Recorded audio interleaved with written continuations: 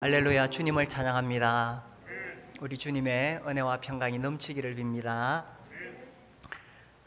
지난주에는 우리가 모이지 못하다가 오늘 함께 모여서 예배 드릴 수 있어 정말 기쁘고 감사가 됩니다. 우리 형제님들의 기도하는 목소리가 얼마나 아름답게 들리는지요.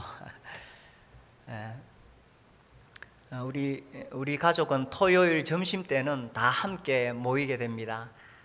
어제는 밥을 먹으면서 어메이징 그레이스를 여러 버전으로 들었어요. 잘 아시는 대로 노예 선장이었던 존 뉴턴이 지은 노래지요. 전 세계적으로 많은 사람들에게 사랑받는 그런 곡입니다. 존 뉴턴이 60세 되는 나이에 그때 윌리엄 윌버포스를 만나죠. 윌리엄 윌버포스는 21살에 하원 의원에 당선이 됩니다. 그리고 이제 이 25살에 예수님을 믿게 되면서 자기가 목사가 될까 이렇게 해서 이제 상담을 했는 거예요. 사람들 생각 속에 세속적인 일보다는 이런 성직이 더 거룩한 것이라는 그런 생각들이 깔려 있기 때문에 그런 거죠. 사실 그렇게 구분할 수 있는 건 아니죠. 그때 존 뉴턴이 이야기합니다. 주님이 당신을 국가를 위해 일하도록 부르셨어. 그러니 목사가 되지 말고 하원 의원으로서 계속 일하라 이렇게 합니다. 그리고 이 윌버포스가 평생에 했던 일이 이 노예들을 해방시키는 거죠. 우리는 노예 해방 그러면 링컨을 생각하는데 사실 이 노예 무역이 더 흥행했고 더 문제가 되었던 것은 그 이전에 영국이었습니다.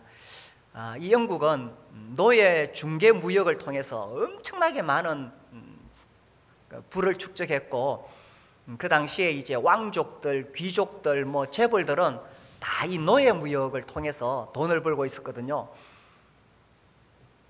그런데 노예 무역을 폐지하는 법안을 냈을 때에 이 완전히 매국노가 되는 거예요.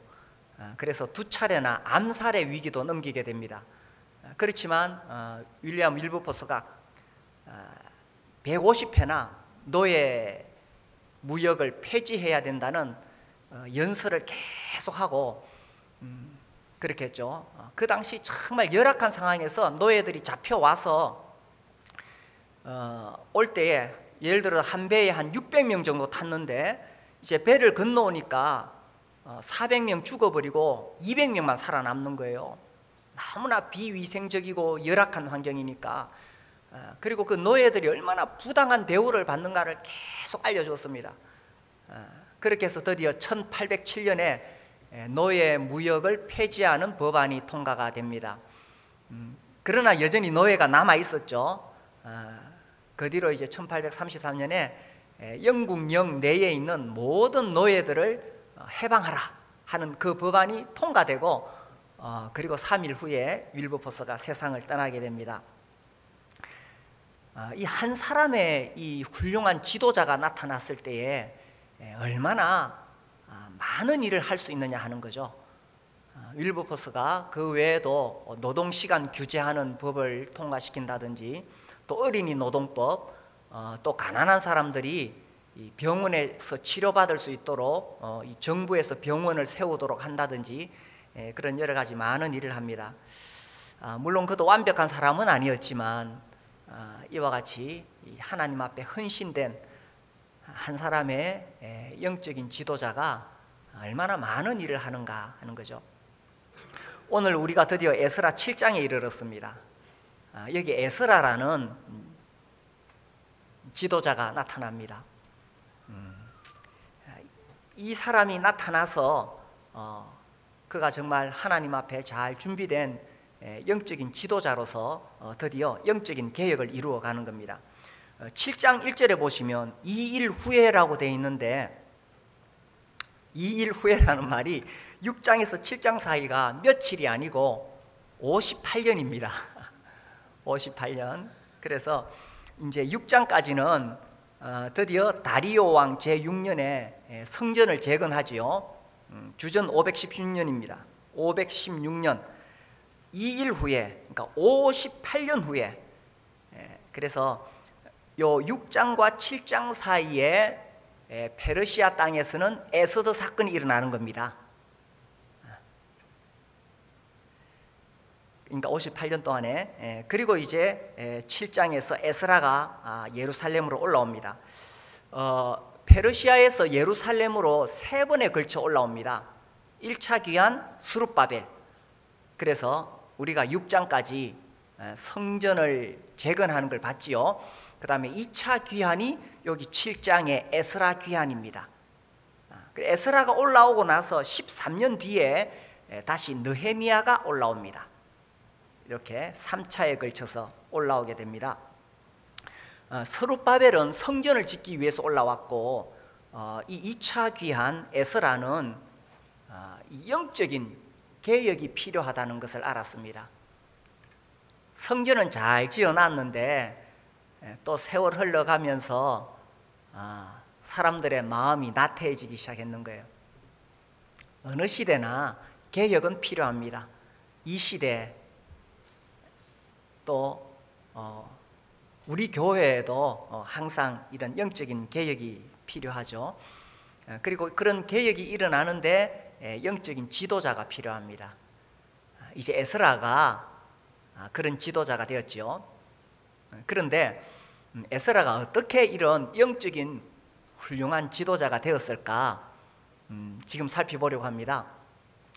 특별히 우리 교회를 생각할 때에 우리 청년들 또 우리 이 젊은 세대들이 잘 들어서 정말 이 영적인 지도자가 되었으면 좋겠습니다.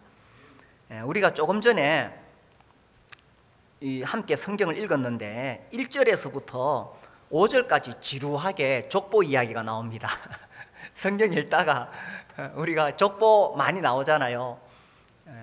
그런데 이 족보가 진짜 중요한 거예요. 그러니까 성경에서 항상 이 족보가 이렇게 나오는데, 오늘 우리가 이 5절에 걸쳐서 나오는 이 족보, 이 의미가 무엇일까? 여기 이제 쭉 거슬러 올라가서 5절에 보니까 아론의 16대 손이라 이렇게 딱 나오죠. 여기서 강조하고 싶은 거는 에스라는 대제사장 아론의 직계 자손이다. 이거 지금 강조하려고 그래요. 그리고 그냥 읽으면 석 지나가는데 3절에 보면 아사랴의 8대 손이라고 되어 있죠. 이 아사랴가 누구냐 하면 솔로몬 성전 시대의 제사장입니다. 그러니까 독특한 위치를 차지하게 되죠. 그래서 이 족보를 쫙 이렇게 보면은 이 아사랴를 중심으로 해서 솔로몬 시대의 제사장을 중심으로 아론까지 위로 7명, 그 위에 아론이 있습니다. 그 다음에 밑으로 7명, 그 밑에 에스라가 있습니다. 근데 중간에 사실은 빠진 사람도 좀 많이 있어요. 그런데 의도적으로 이렇게 딱 이렇게 구조를 맞춰놨는 거예요. 위로 7명 아론, 밑으로 7명 에스라, 이렇게 딱 구조를 맞춰놨는 거예요. 이것을 통해서 뭘 이야기하려고 하느냐 하면 에스라의 이 배경, 가문을 지금 이야기하려는 거예요. 에스라가 이런 영적인 가문을 배경으로 하고 있기 때문에 지도자로서의 자격이 있다. 이걸 지금 설명하려고 하는 것입니다.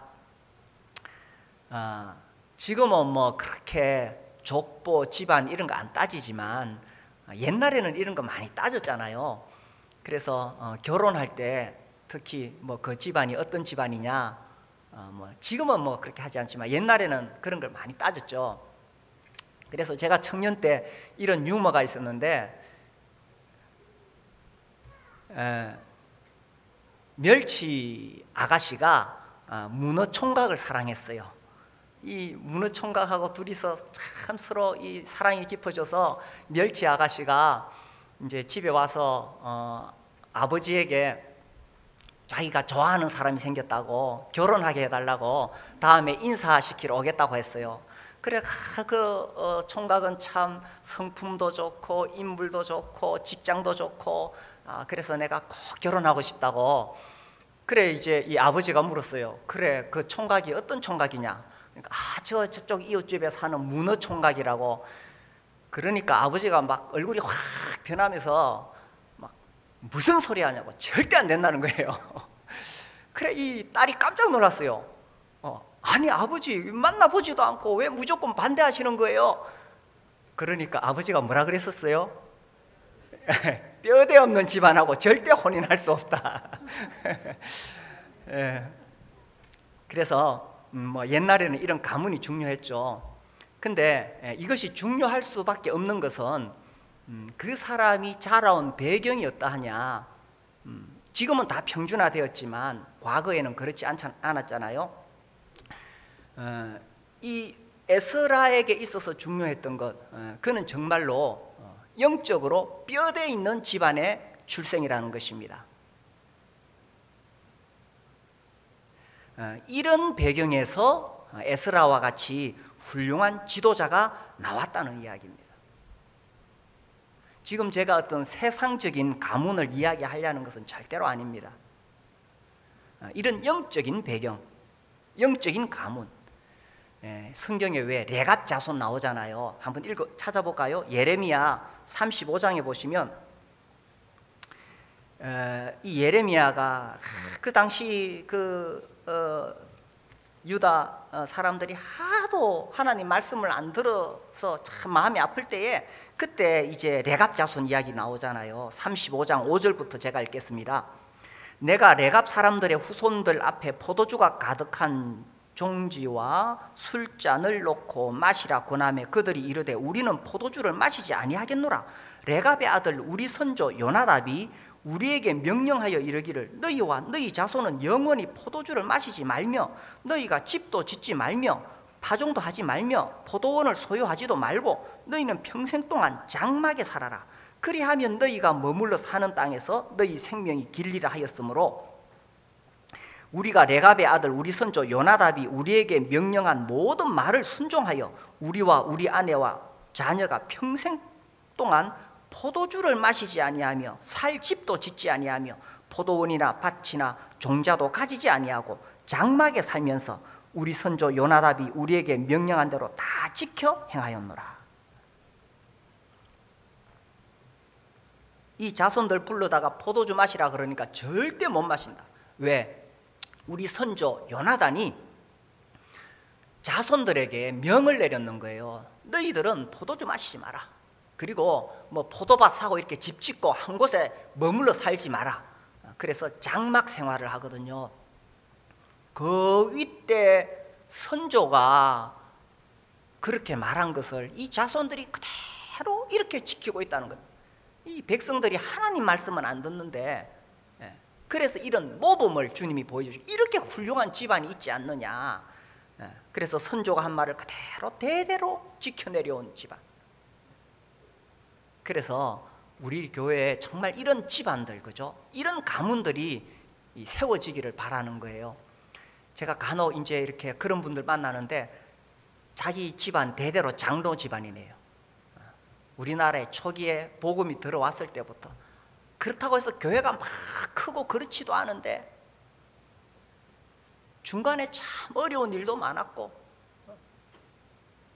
교회가 흔들릴 때도 많았고, 그렇지만 꿋꿋하게 그 교회를 지켜온 장로 집안이라는 거예요. 그게 무슨 명예를 지녔다 그런 의미가 아니라 정말 그 아버지 할아버지 따라서 그렇게 좋을 때나 어려울 때나 교회를 꿋꿋하게 이렇게 지켜왔다는 거죠. 그래서 이런 영적인 가문에서 영적인 지도자가 나오게 되는 것입니다. 그리고 이런 영적인 가문은 그냥 뚝 떨어져서 생기는 게 아니라 교회 공동체 안에서 이 영적인 가문이 또 자리를 잡을 수 있고 역할을 할 수 있고 대를 물려줄 수가 있습니다. 그래서 이런 영적인 가문을 세우려면 우리 자녀들이 정말 교회를 사랑하도록 가르치고 또 장로들에게 순종하도록 가르치고, 이 교회에 대해서 부정적인 이야기하면 그 자녀들이 교회 떠나고 신앙 버립니다. 어떻게 영적인 가문이 세워질 수가 있겠어요? 그래서 이 어려서부터 교회 공동체를 사랑하고 그런 어떤 가문들이 이렇게 잘 자리 잡고 있을 때에 거기서 지도자가 배출이 된다는 거지요. 이런 코로나를 접하면서 제가 생각할 때 교회에서 제일 지금 혜택을 받지 못하는 사람들이 제가 생각할 때마다 이게 참 안타까운데 모이지 못할 때마다 어린 자녀들입니다. 어린 자녀들은 어렸을 때 교회에 와서 어울리고 선생님 품에 안기고 또 말씀 듣고 막 자기들끼리 놀고 이게 이제 이 삶을 통해서 몸에 배어지게 되는데 지금 우리 유초등부를 제대로 못 하잖아요. 또 청소년부도 어려움이 있고 특히 유초등부 참 어려움이 있는데 그 아이들이 그냥 주일날 교회 오는 것만으로도 이게 신앙교육이거든요. 와서 어울리고 이래 돼야 되는데 그래 이 코로나 때문에 이 우리 자녀들에게 제일 피해가 크구나 그런 안타까움이 있습니다. 그래서 그런 영적인 그런 집안들이 세워져야 되겠죠. 우리 청년들이나 결혼하지 않은 분들은 우리 부모님은 믿지 않는 부모님인데 나는 내가 어떻게 하나. 그게 이제 영적인 아브라함이 되는 거예요. 아브라함이 그런 가문을 세웠듯이 이제 결혼해서 정말 이 자녀들을 믿음 안에서 키우는 그런 가정을 세워가는 거죠. 그래서 에스라 이야기 나올 때에 지금 에스라를 소개하려고 그러거든요. 에스라를 지금 7장에서 소개하려고 그러는데 이 5절까지 길고 긴 족보 이야기를 왜 했느냐, 이게 굉장히 중요하다는 것입니다. 그래서 우리 성도님들도 이런 영적인 집안을 잘 세워서 자녀들을 그렇게 잘 키우고 그렇게 하면 우리 교회에 많은 영적인 지도자들이 배출이 될 것입니다. 자, 이 에스라가 영적인 그런 가문 출신이고 두 번째로 또 중요한 것은요, 6절에 보면 이 에스라가 바벨론에서 올라왔으니 그는 이스라엘의 하나님 여호와께서 주신 모세의 율법에 익숙한 학자로서 그의 하나님 여호와의 도우심을 입음으로 왕에게 구하는 것은 다 받는 자이더니, 여기서 왕에게 구하는 것은 다 받는 자이더니, 자, 이 에스라가 이제 그 페르시아에 올라와서 내가 지금부터 개혁을 시작했으니까 나를 따르라 이렇게 하면 사람들이 뭘 믿고 따라가지요? 그죠? 전혀 안면도 없는 사람인데 어떻게 리더십을 발휘할 수 있느냐? 이제 그 밑에 11절부터 보면요, 아닥사스다 왕의 조서가 나옵니다. 길고 긴 조서가 11절부터 26절까지 쫙 나와요. 그래서 여기 지금 이 조서는 왕이 에스라를 지금 얼마나 적극적으로 후원하고 있는지를 보여주는 것이거든요. 그래서 여기 보니까 얼마나 적극적으로 후원하느냐, 이게 쭉 보면요, 뭐 언금, 뭐 예를 들어 15절 뭐 언금을 가져가고 16절에도 언금, 뭐 또 16절에 뒤에 보면 예물, 또 17절에 수송아지, 수장, 어린 양, 소재, 전제, 물품을 뭐 드리고 18절 또 언금 뭐 많이 가져갑니다. 20절에 보면은 무엇이든지 궁중 창고에서 내다가 드릴지니라. 그러니까 막 필요한 거 다 가져가라고 이렇게 이야기하고요. 그리고 뭐 22절에도 보면은 뭐 금, 은, 뭐 포도주, 기름, 소금 다 쓰라 그럽니다. 그 다음에 24절에 보면 세금도 면제해 주라 그러고, 그죠? 25절에 보면 뭐 재판하라 그러고 사법권까지 줘요. 26절에 보면은 그래서 말 안 들으면 뭐 죄를 정하여 죽이거나 귀양 보내거나 엄청난 권력을 왕으로부터 후원을 받습니다. 어떻게 이 에스라가 그런 후원을 받을 수 있었느냐? 6절에 보니까 여호와의 도우심을 입었다고 돼 있는데, 이걸 우리가 좀 생각해 볼 필요가 있습니다. 그럼 아닥사스다 왕이 그냥 막 하나님의 어떤 신비한 어떤 뭐 그런 어떤 힘에 황홀경에 빠져가지고 이런 조서를 막 썼을까요? 그렇지는 않습니다. 이 에스라가 왕에게 신임을 받고 있었다는 이야기입니다. 그래서 이런 조서도 그냥 에스라가 쓰는 게 아니라 이 시대에 그 왕이 그냥 그렇게 하는 게 아니라 에스라가 이 조서 초본을 다 만듭니다. 왕에게 만들면 그걸 이제 왕에게 보여주면 왕이 그걸 가지고 거기다가 이제 이렇게 보태 가지고 조서를 내리거든요. 그런 과정에서 왕이 에스라를 충분히 신임을 했다는 거예요. 11절에서 여호와의 계명의 말씀과 이스라엘에게 주신 율례 학자요, 그 다음에 학자 겸 제사장인 에스라에게 이렇게 나오거든요. 그래서 에스라가 그 시대에 매우 훌륭한 학자였다는 겁니다. 율례 학자요 학자 겸 이 말은 그가 하나님 말씀에 대한 학자뿐만 아니라 그 시대에 아주 훌륭한 학자였다라는 것입니다. 그래서 에스라가 그만한 위치에 있었기 때문에 왕이 그를 신임했기 때문에 그래서 이렇게 적극적으로 후원해 줄 수 있다는 겁니다. 윌리엄 윌버포스 이야기를 처음에 했잖아요.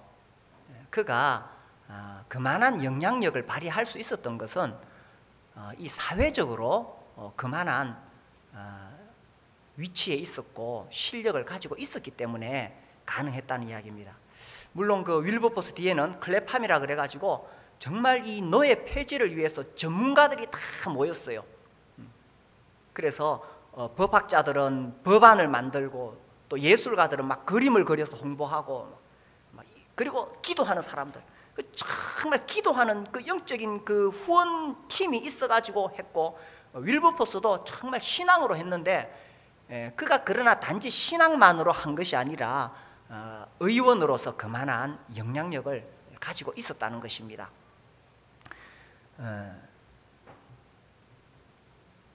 제가 청년 시절에 자주 들었던 이야기가 있어요. 뭐 우리 청년들 다 주님을 위해 살고 싶은 마음이 있잖아요. 근데 뭐 세상에 나가서 이것도 해보고 저것도 해보고 다 안 되니까 나는 이 세상 일에는 주님이 부르시지 않은 것 같아. 주님이 나를 주님의 일을 하라고 부르신 것 같아. 난 역시 나가서 목회를 해야 되겠어. 이거는 안 된다. 이런 이야기 제가 수없이 들었어요. 그래서 이 그만한 실력을 갖추어야 된다는 것입니다. 지도자가 되기 위해서.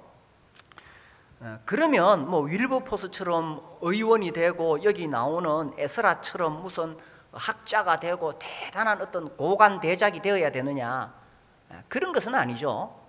주님이 우리에게 주신 다양한 분야가 있는데 그 분야에서 내가 정말 성실히 일해서 인정받는 사람이 되어야 된다는 것입니다. 제가 어젠가 아ren가 이렇게 SNS 보다가 4대째 칼 가는 집안 봤는데 혹시 보셨어요? 노량진 수산시장에 그 주차장 안쪽에 조그마한 뭐 이렇게 가게가 하나 있는데 4대째 대장간 하는 집안이래요. 이 칼 가는 집안인데 다른 데보다 비싸게 팔아요. 주방 칼 한 자루 가는데 다른 데는 3,000원 받으면 여기는 뭐 11,000원을 받고 그 다음부터는 좀 싸게 해주는데 그런데도 사람들이 여기 칼 갈러 온대요. 그러니까 4대째 이것만 하면서 자기들만의 아주 이렇게 노하우가 생긴 거죠, 그죠? 그래서 그 분야에 있어서는 이 아주 전문가가 된 것입니다. 잠언 29장 말씀을 볼까요? 22장 말씀을 볼까요? 잠언 22장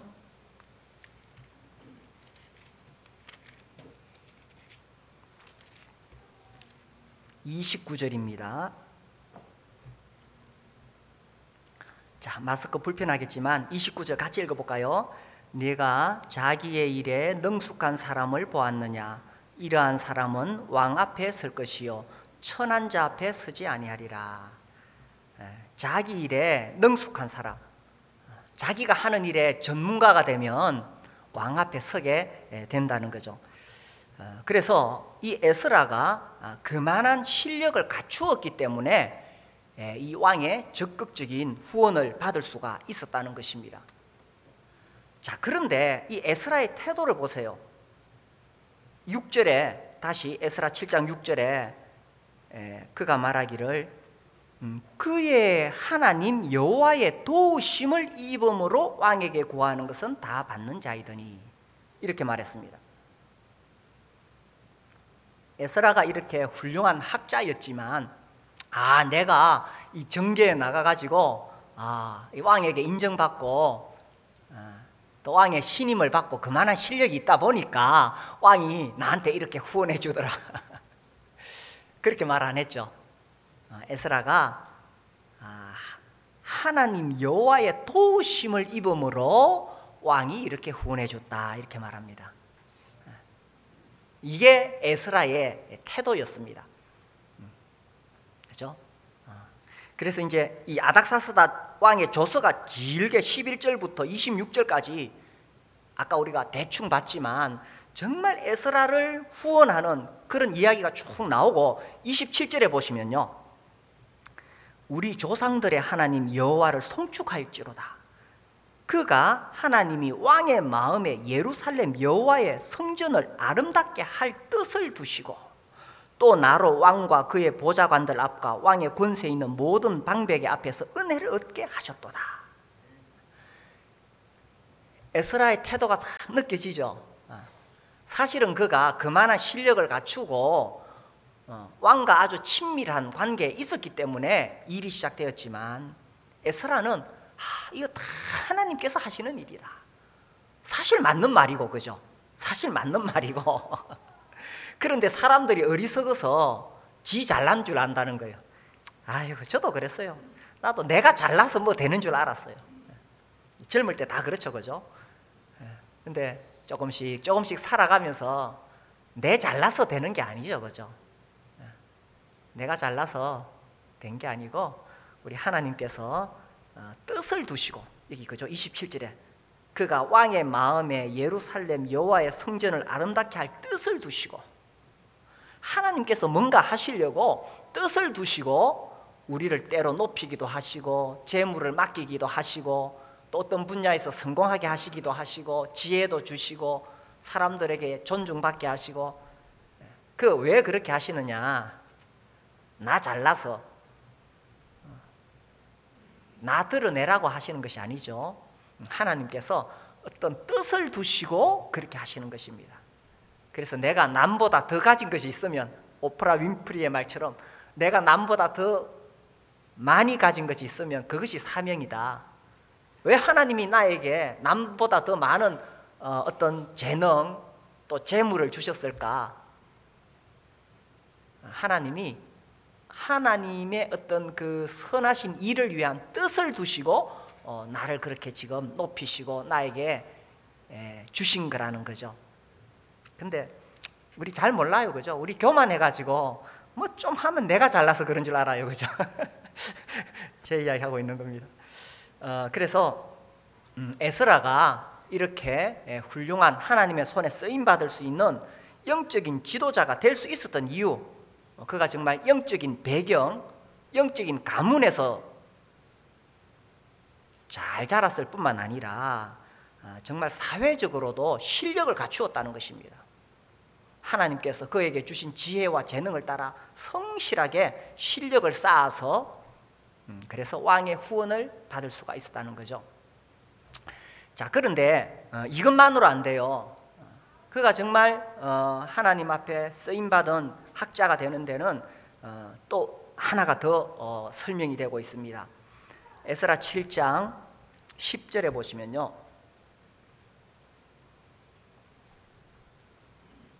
에스라가 여호와의 율법을 연구하여 준행하며 율례와 규례를 이스라엘에게 가르치기로 결심하였더라. 자, 이제 에스라가 페르시아에서 예루살렘으로 올라온 이유가 있죠. 그가 정말 성전은 지었는데 백성들이 영적으로 나태해 있는 상황에서 영적인 개혁이 필요하다는 것을 알았습니다. 그러면 어떻게 사람들이 영적으로 변화가 될 수 있느냐, 개혁이 일어날 수 있느냐 하는 겁니다. 어떻게 해야 그런 일이 일어날 수 있느냐? 에스라는 알았어요. 그게 뭐냐? 그죠? 여기 10절에 나오는 것처럼 하나님의 말씀입니다. 하나님의 말씀이 변화를 일으키는 거죠.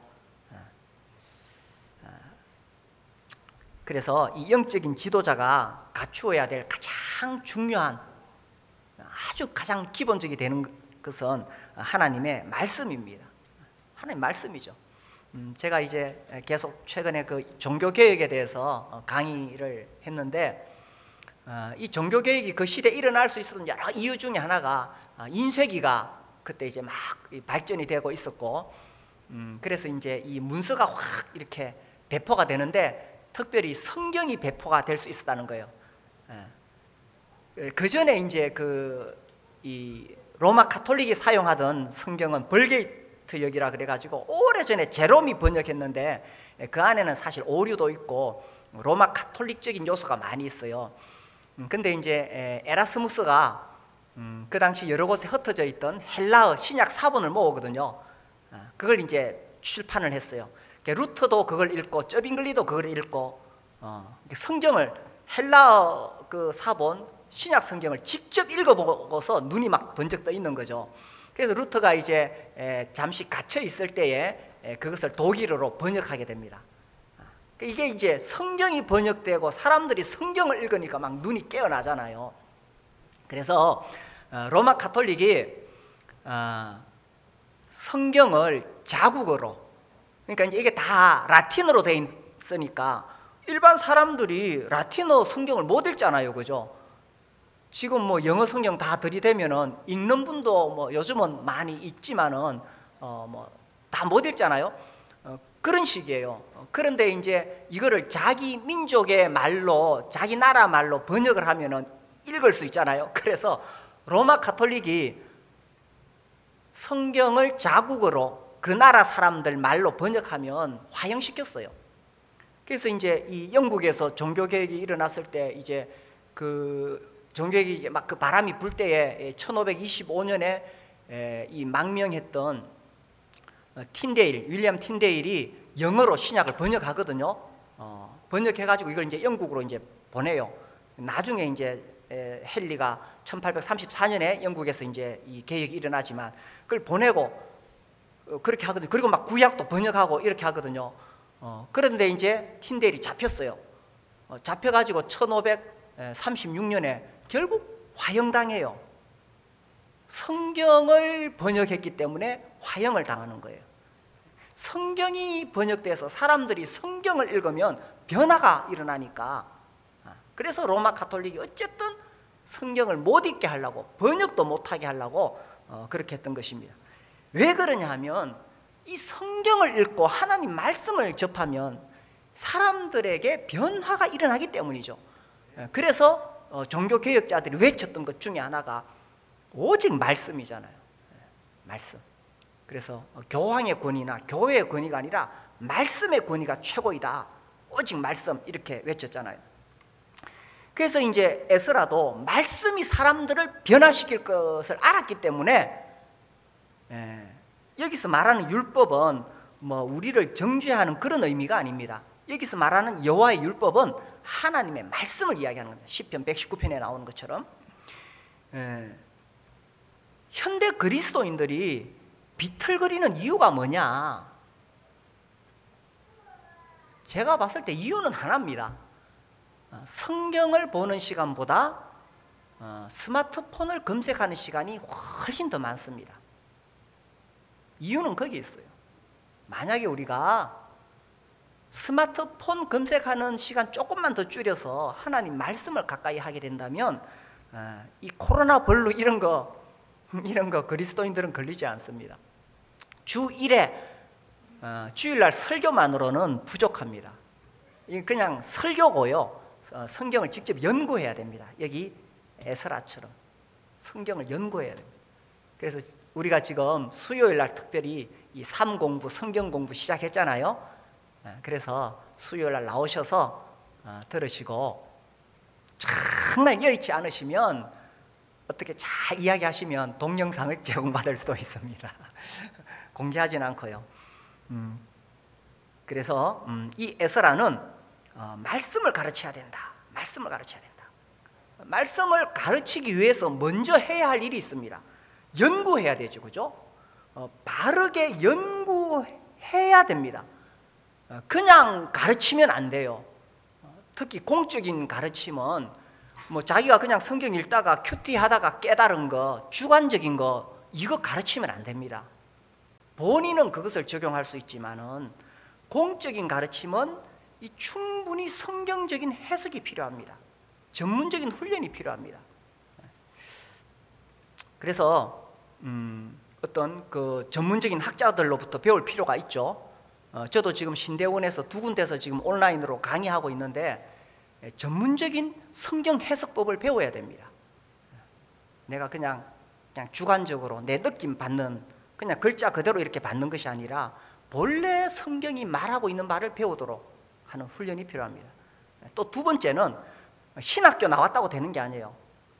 또 중요한 것은 이 공동체, 교회 공동체라는 현장 안에서 실제적인 삶을 통해서 장로들의 권위 아래서 배워야 그래야 말씀을 제대로 바르게 배울 수가 있다는 것입니다.